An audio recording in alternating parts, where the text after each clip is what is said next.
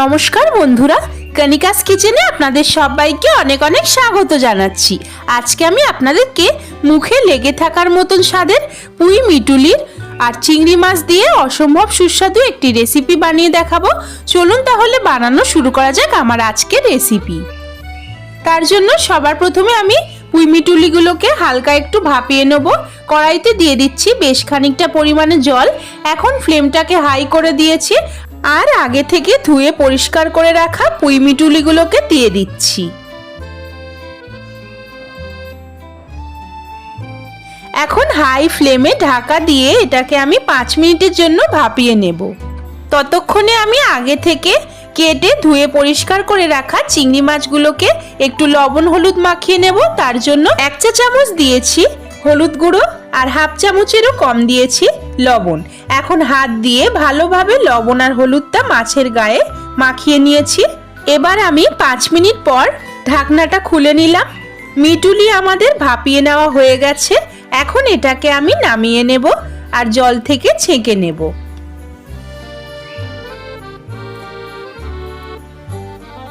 গরম কড়াইতে দিয়ে দিচ্ছি 1 টেবিল চামচ পরিমাণে রিফাইন্ড অয়েল। আপনারা চাইলে সরষের তেলেও রান্নাটা করতে পারেন। তেল গরম হয়ে গেলেই দিয়ে দিয়েছি আগে থেকে লবণ হলুদ মাখিয়ে রাখা চিংড়ি মাছগুলোকে। এখন নেড়ে চেড়ে হালকা করে চিংড়ি মাছগুলোকে ভেজে নেব। এই সময় গ্যাসের ফ্লেমটাকে হাইতেই রেখেছি। মাছ আমার ভেজে নেওয়া হয়ে গেছে, এখন আমি তুলে নিচ্ছি। এখন ওই একই কড়াইতে দিয়ে দিচ্ছি 2 টেবিল চামচ পরিমাণে রিফাইন্ড অয়েল। তেল গরম হলেই ফোড়নে দিচ্ছি 5 ফোড়ন তেজপাতা। ফোড়ন ভাজা হয়ে গেলেই একটা মিডিয়াম সাইজের পেঁয়াজ কুচি দিয়ে দিয়েছি। এখন হাই ফ্লেমে আমি পেঁয়াজটাকে একটু লালচে করে ভেজে নেব।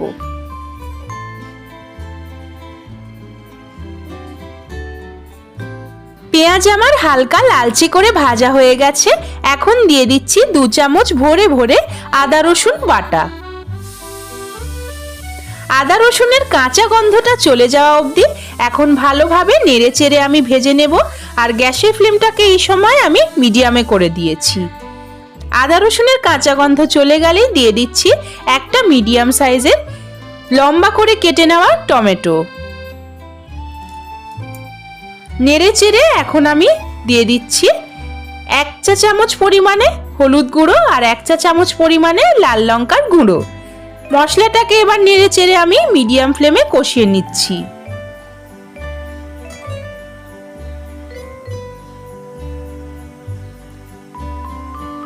এখন দিচ্ছি স্বাদ অনুসারে লবণ। লবণ দিয়ে আবারও সমস্ত কিছু ভালোভাবে নেড়ে চেড়ে মিশিয়ে নিচ্ছি।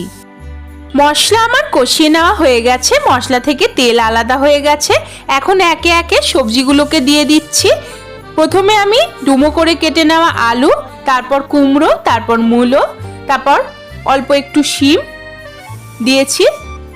বেগুনও আমি ডুমো করে কেটে নিয়েছিলাম, সেটাও দিয়ে দিয়েছি। আপনারা পছন্দসই যে কোনো সবজি এখানে ব্যবহার করতে পারেন।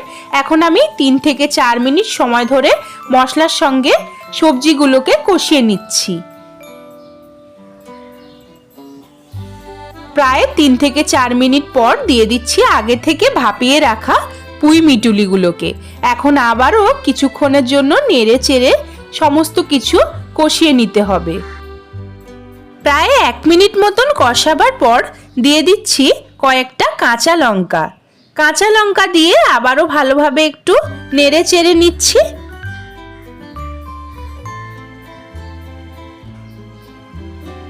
এক চামচ দিচ্ছি চিনি। চিনি দিলে স্বাদটা ব্যালেন্স হয়ে যায়। আবারও নেড়ে চেড়ে নিচ্ছি একটু।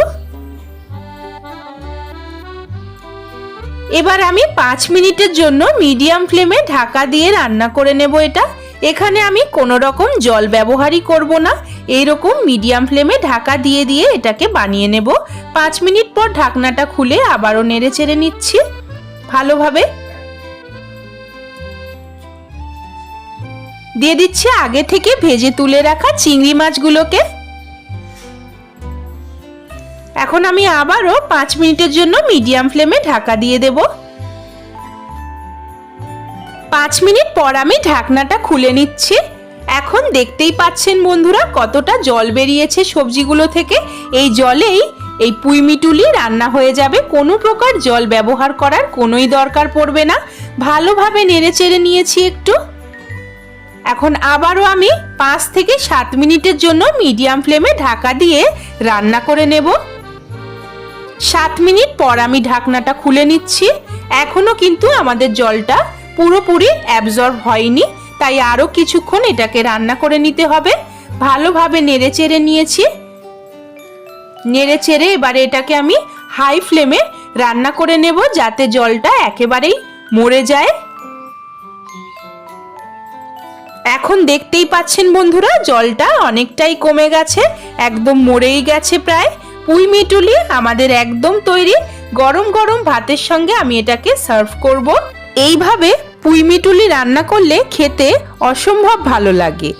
আপনাদের যদি আমার এই রেসিপিটি ভালো লেগে থাকে তবে অবশ্যই বাড়িতে একবার বানিয়ে আমাকে কমেন্ট করে জানাবেন। ভালো লাগলে প্লিজ একটি লাইক করবেন, আমার চ্যানেলকে সাবস্ক্রাইব করে আমার পাশে থাকবেন।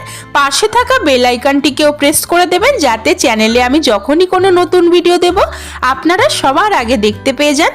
আর আমার এই রেসিপিটিকে বন্ধুদের সঙ্গেও বেশি বেশি করে একটু শেয়ার করে দেবেন। আজকের মতন এই পর্যন্তই। আবারও হাজির হয়ে যাব নতুন কোনো রান্নার রেসিপি নিয়ে। সেই পর্যন্ত আপনারা সবাই খুব ভালো থাকুন ও সুস্থ থাকুন।